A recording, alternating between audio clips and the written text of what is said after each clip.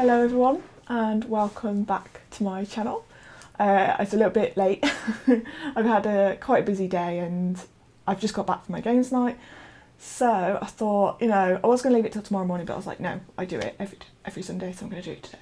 For this one I did do a little Q&A. I asked people on my social media what questions they would like to ask me.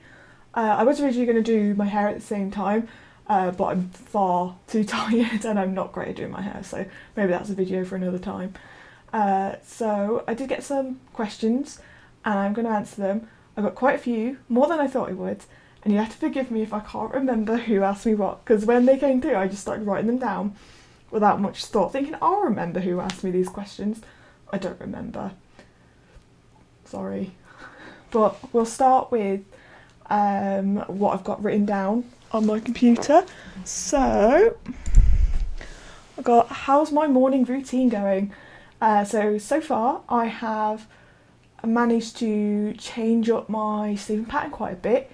I'm not drinking energy drinks anymore. I drink water and my sort of fruit teas, which is really helping. On the occasion I'll drink I think I've had one Pepsi and a bit of Oasis or something, but nothing major, which is how much. So I tend to be going to sleep around between 10 and 11 p.m, which is a lot better than it was, and then I'm finding it easier to wake up in the morning, especially for work.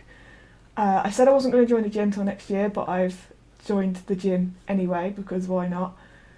And yeah, so that's how my morning routine's going.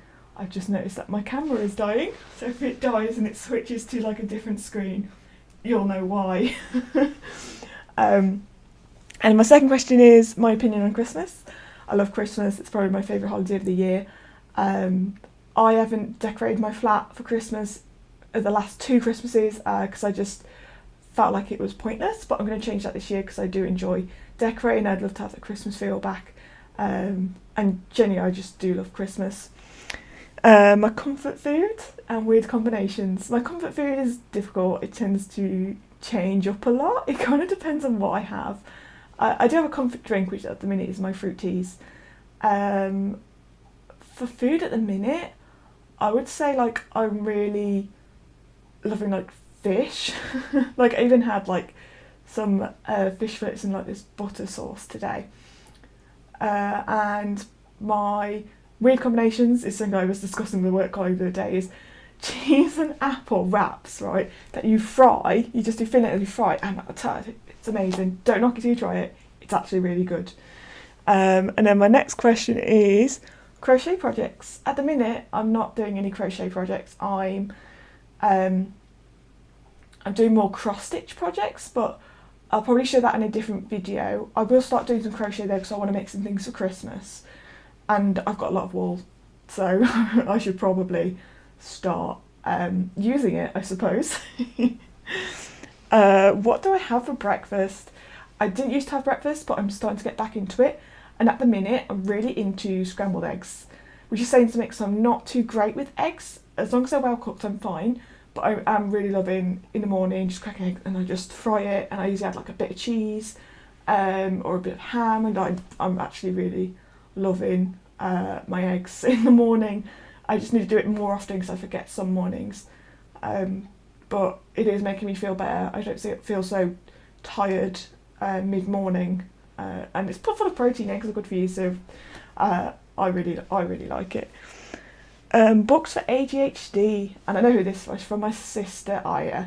I haven't got ADHD myself, so I can't give exact recommendations, but I know that you can deal with maybe shorter stories. So I think there's books called Anthropologies that are literally just a collection of short stories. You can get horror ones, romance ones, fantasy ones.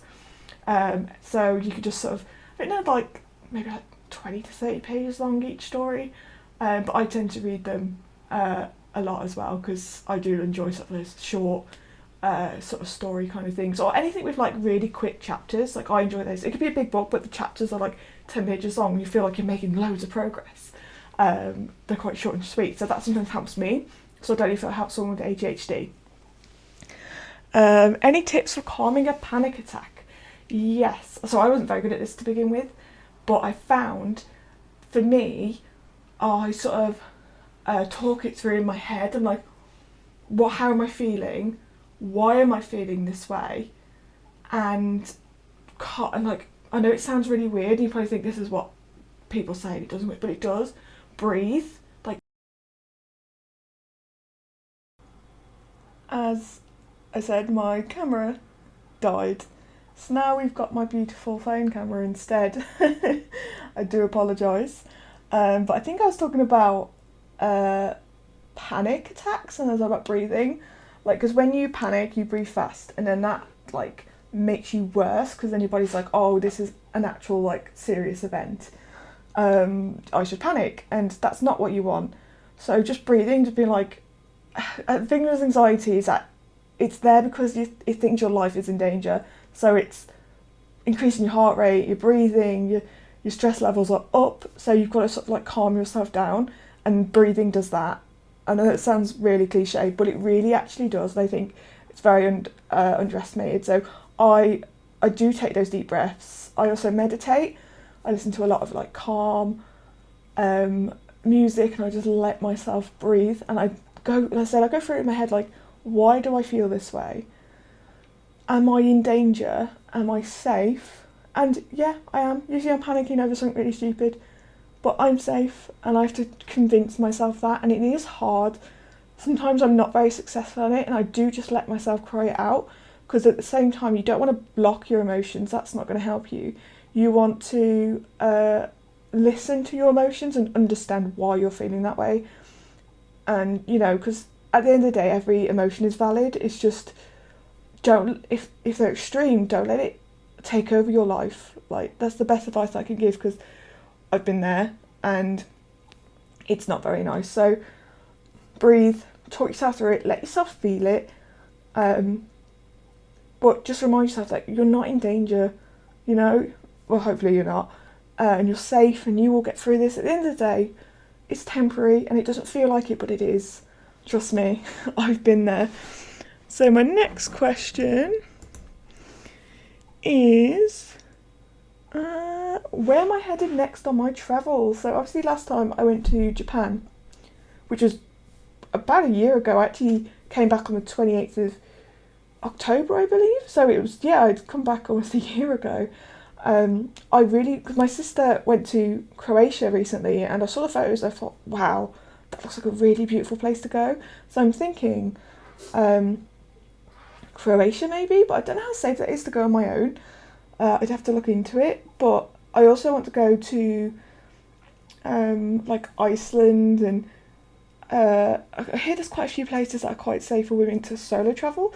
I'd like to go back to Japan as well, but I think it'll probably be either Croatia or somewhere in Scandinavia, because I really kind of like that idea of going to Scandinavia.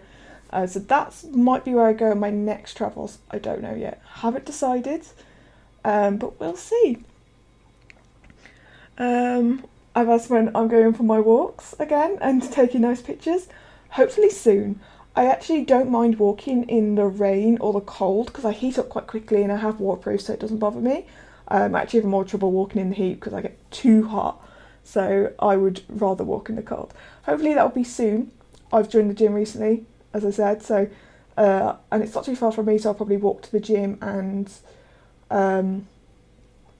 take some nice photos. If there is anything, it's a bit in that season where it's not quite, like, fall has gone, autumn's gone, winter's coming, but it's like all muggy and all the leaves have turned brown rather than orange. So I'll see. I will definitely see. My favourite book genre, it used to be fantasy, and then it kind of went into sci-fi, and now it's sort of turned into non-fiction contemporary thriller maybe. It really does depend on how I feel, so I can't like say for sure. Historical fiction is also becoming one of my favourites, so I'm not 100% sure what my favourite is. It depends on how I feel, to be honest. My next one is how my hobbies help with my anxiety. And I find that when I'm in an anxious mood, my body needs to move or my brain needs to be occupied. And I find like things like cross stitch and crochet, they do both, because I've got to count stitches, I've got to know where I'm putting things, but it keeps my hands moving, and it keeps my brain engaged. So that's how they help me. They just keep me distracted, but in a good way.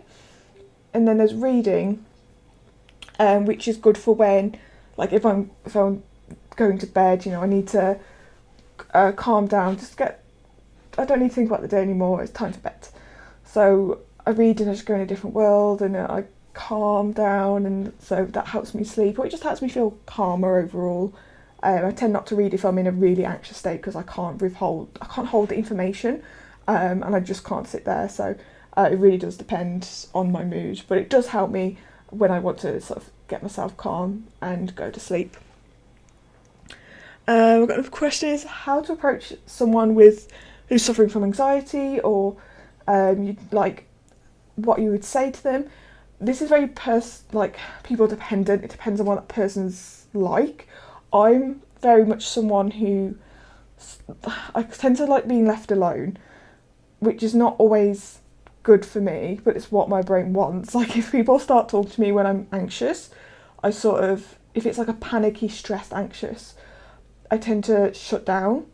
If it's just I'm like almost like a nervous, anxious, but not in a really horrible bad way, encouragement helps me, or just talking about it helps me. But I think the best thing to do is to ask, are you okay?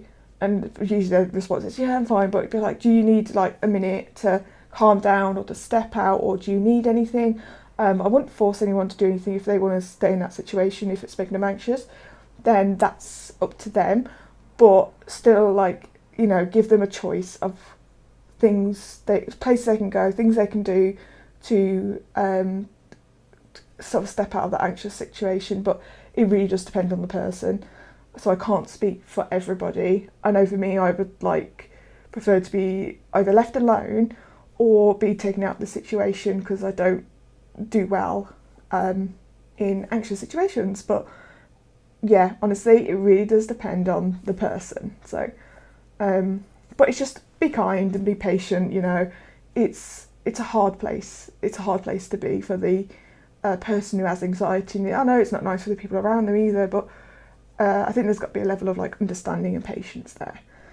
So that's the end of my questions, and I hope that you enjoyed that. I know it's a bit quick, and I'm obviously using my phone camera because my camera shut down.